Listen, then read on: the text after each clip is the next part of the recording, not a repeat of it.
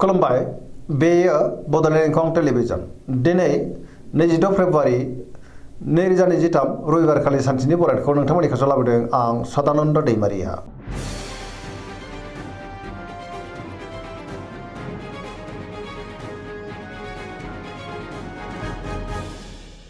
सिगां फरायनो लादों मेष राशि गिबि हांखो अ ल दिनैनि साना जोबोर मोजां गोसोखौ दिनै जोबोर गोजोननाय मोनगोन धोरोमारि बिथिङाव गोसो दुंखांनो हागौ बहाबा दावबायनो एबा हान्थिनो खाबु मोनगोन आरो मोजाङैनो हान्थिनोबो हागोन मावनो लानाय खामानिखौ थि समावनो आरो गोरलैयैनो मावफुंनोबो हागोन गुबुनजों मोजां सोमोन्दो लाखिनो रोंगोन देहाया मोजाङै थागोन अब्लाबो नाथाय जानाय लोंनायाव सांग्रां जानाया गाहाम सोरबा लोगोनिफ्राय मोजां खौरांबो मोननो हागौ रांखावरियाव मोजां गोबां धोन आरजिनो हागोन बेफार फालांगियावबो मोजां होनजायो गुबुननिफ्राय थोजासे हेफाजाब मोननो हागौ नखराव बिसि फिसायनि गेजेराव अनलायनाय फैगोन बिमा बिफानि अननाय आरोफोरखौबो दिनै मोननो हागौ गोसोनि बोलोआ बांगोन समाजाव बयजोंबो मान होजागोन सेंग्रा सिख्लाफ्रा जोबोर रमान्टिक जागोन आरो गावबा गावनि गोसोनि साननायखौ फोरमायनोबो हागोन।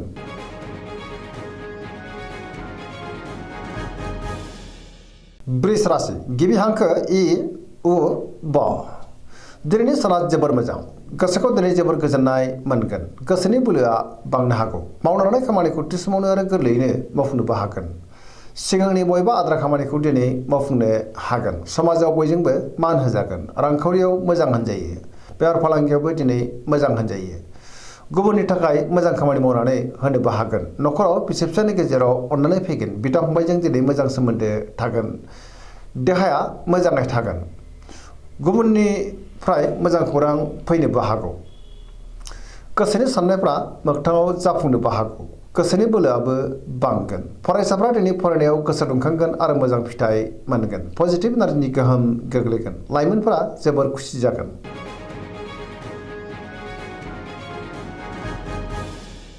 मिथुन राशि गिबि हांखो ख स दिनैनि साना मोजां आरो गाज्रिनि गेजेरजों बाबेलांगोन गोसोखौ दिनै जोबोर उसुखुथु मोननो हागौ सिगांनि बबेबा जेंनाया दिनै गोसोखौ उसाव बादाव खालामनोबो हागौ लाइमोनफ्रा जोबोर आला खाला जागोन देहाया मोजाङै थागोन अब्लाबो नाथाय जानाय लोंनायाव सांग्रां जानांगोन रांखावरियाव मोजां बेफार फालांगियावबो मोजां नखराव अनलायनाय फैगोन बिदा फंबायनिफ्राय हेफाजाबबो मोननो हागौ अब्लाबो नाथाय गोसोनि बोलोआ लोरबां जागोन मावनो लानाय खामानिखौ मावफुंनायाव माबा नङा माबा मोनसे गोरोन्थि जालांनो हागौ सोरजोंबा रायखोमा जानोबो हागौ गुबुनजों दिनै मोजां सोमोन्दो लाखिनो गोब्राब जागोन नेगेटिभ एनार्जिनि गोहोम गोग्लैनो हागौ सांग्रां जानाया गाहाम।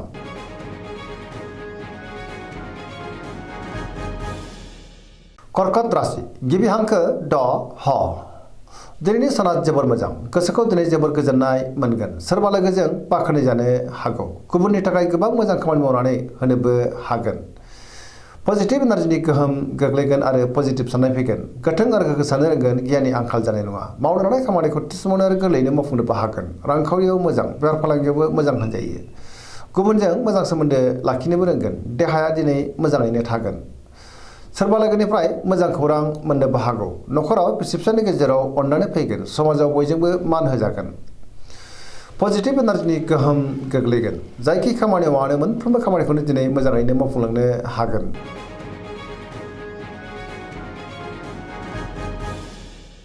सिंह राशि गिबि हांखो म ट दिनैनि साना बारा मोजां नङा गोसोखौ दिनै जोबोर गुलाय गुजाय मोनगोन नेगेटिभ एनार्जिनि गोहोम गोग्लैनो हागौ गोसोआव गोनो गोथो साननायबो फैगोन गियाननि आंखाल जानोबो हागौ मावनो लानाय खामानिखौ मावफुङोब्लाबो माबा नङा माबा मोनसे गोरोन्थि जालांनो हागौ सोरनिबा लोगोनिफ्राय हेफाजाब लानांगोन रांखावरियाव बारा मोजां नङा नाङा फाङा खरसाया बांनो हागौ बेफार फालांगियावबो बारा मोजां नङा होनजायो गोबां खहा जालांनोबो हागौ गोसोनि साननायफ्रा देबर नांगोन नखराव अनलायनाय फैगोन गुबुननि थाखाय नाङा फाङा जेंनायाव गोग्लैनांनोबो हागौ सांग्रां जानाया गाहाम देहाया बारा मोजां थानाय नङा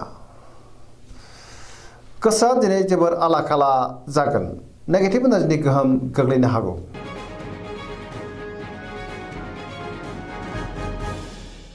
कन्या राशि गिबि हांखो प ट दिनैनि साना जोबोर मोजां गोसोखौ दिनै जोबोर गोजोननाय मोनगोन पजिटिभ एनार्जिनि गोहोम गोग्लैगोन अब्लाबो नाथाय गोसोनि साननाया देबार नांनोबो हागौ रांखावरियाव मोजां बेफार फालांगियावबो मोजां होनजायो देहायाबो दिनै मोजाङैनो थागोन गोबां मुंदांखा सुबुंजों दिनै लोगो मोनज्लायनोबो हागौ।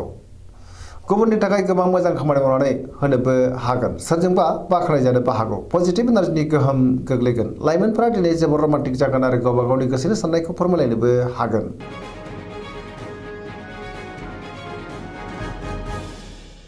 तुला राशि गिबि हांखो र ट। दिनैनि साना मोजां आरो गाज्रिनि गेजेरजों बाबेरलांगोन। गोसोखौ दिनै जोबोर गुलाय गुजाय मोननो हागौ। गियाननि आंखाल जानोबो हागौ। गोसोनि साननायफ्रा देबार नांगोन। सोरजोंबा रायखोमा जानोबो हागौ। मावनो लानाय खामानिखौ मावफुंनायाव गोब्राब जानो हागौ। देहाया बारा मोजां थानाय नङा। गोबां रोखोमनि देहायारि जेंनाजों मोगा मोगि जानांनोबो हागौ। रांखावरियाव बारा मोजां नङा। नाङा फाङा खरसाया बांगोन। बेफार फालांगियावबो बारा मोजां नङा होनजायो। न'खराव बिसि फिसायनि गेजेराव अननानै फैगोन। बिदा फंबायनिफ्राय हेफाजाबखौ मोननो हागौ। गुबुननि गोसोखौ बोनो गोब्राब जागोन। लोगोफोरनिफ्राय हेफाजाब लानांनो हागौ। जायखि खामानि मावा मानो मोनफ्रोमबो खामानिखौनो दिनै सांग्राङै मावनांगोन। नङाब्ला माबा नङा माबा मोनसे गोरोन्थि जालांनोबो हागौ। गोसोआव गोनो गोथो साननाय फैगोन आरो नेगेटिभ एनार्जिनि गोहोम गोग्लैनो हागौ।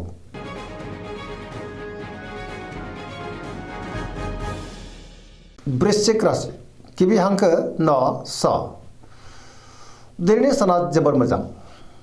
पजिटिभ एनार्जि गोहोम गोग्लैगोन। गोसोखौ दिनै जोबोर गोजोननाय मोनगोन। बहाबा दावबायनो एबा हान्थिनो खाबु मोननो हागौ।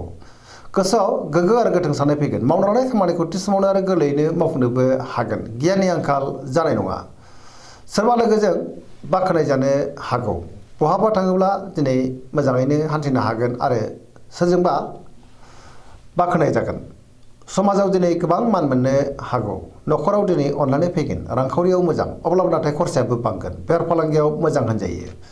गुबुननि थाखाय गोबां मोजां खामानि मावनानै होनोबो हागोन। फरायसाफ्रा दिनै फरायनायाव गोसो दुंखांगोन आरो मोजां फिथाइ मोननोबो हागोन। लाइमोनफ्रा जोबोर रमान्टिक जागोन आरो गावबा गावनि गोसोनि साननायखौ फोरमायलायनोबो हागोन।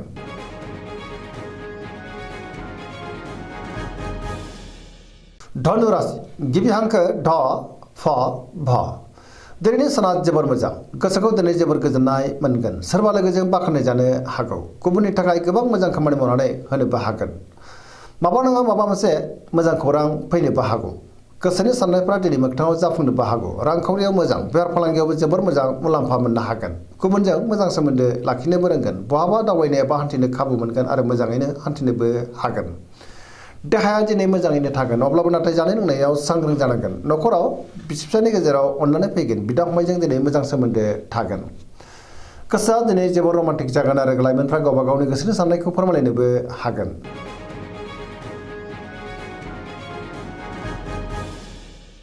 मकर राशि गिबि हांखो ख ज। दिनैनि साना जोबोर मोजां। गोसोनि साननाया मोगथाङाव जाफुंगोन। मावनो लानाय खामानिखौ थि समावनो आरो गोरलैयैनो मावफुंनोबो हागोन। रांखावरियाव जोबोर मोजां होनजायो अब्लाबो नाथाय खरसायाबो बांगोन। बेफार फालांगियाव दिनै जोबोर मोजां मुलाम्फा मोनगोन।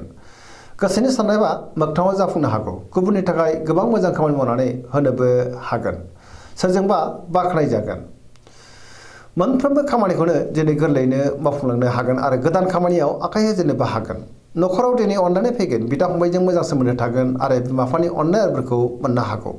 लाइमोनफोरा दिनै जोबोर रमान्टिक जागोन आरो गावबा गावनि गोसोनि साननायखौ फोरमायलायनोबो हागोन। पजिटिभ एनार्जिनि गोहोम गोग्लैगोन।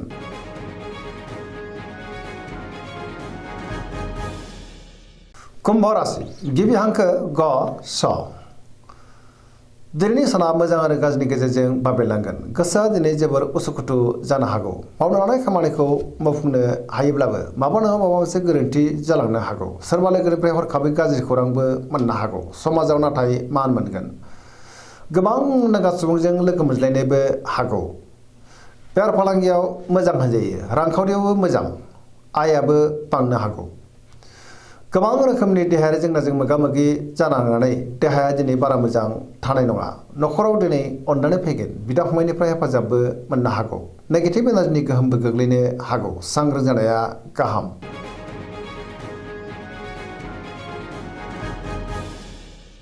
मीन राशि गिबि हांखो ड स। दिनैनि साना मोजां आरो गाज्रिनि गेजेरजों बाबेरलांगोन। गुबुननि थाखाय नाङा फाङा जेंनायाव गोग्लैनांनोबो हागौ। सोरजोंबा रायखोमा जानोबो हागौ। गोसोआव दिनै गोनो गोथो साननाय फैगोन। सोरबा सुथुरनि गाज्रि नोजोर गोग्लैनोबो हागौ। गोसोनि साननायफ्रा देबार नांगोन। गावनि गोसोनि साननायखौ दिनै गुबुननो फोरमायनो गोब्राब जागोन। देहाया मोजाङै थागोन, रांखावरियाव मोजां, गोबां धोन आरजिनोबो हागोन आरो मोननो गोनां धोनखौ मोननोबो हागौ। न'खराव अनलायनाय फैगोन। लाइमोनफोरनि गोसोआ दिनै जोबोर रमान्टिक जागोन आरो गावबा गावनि गोसोनि साननायखौ फोरमायलायनोबो हागोन। मावनो लानाय खामानियाव माबा नङा माबा मोनसे गोरोन्थिबो जालांनो हागौ। नेगेटिभ एनार्जिनि गोहोमबो गोग्लैनो हागौ। सांग्रां जानाया गाहाम। दिनैनि राशि फरायनाया एसेनोसै। जोबनायाव बेखौनो खावलायो जाहाथे नोंथांमोना सानफ्रोमबो जोंनि बे बड'लेण्ड इंखं टेलिभिजनखौ नायबाय थायो आरो साबस्क्राइब खालामो, लोगोसे लाइक खालामो आरो शेयार खालामो। एसेनोसै, गोजोन्थों।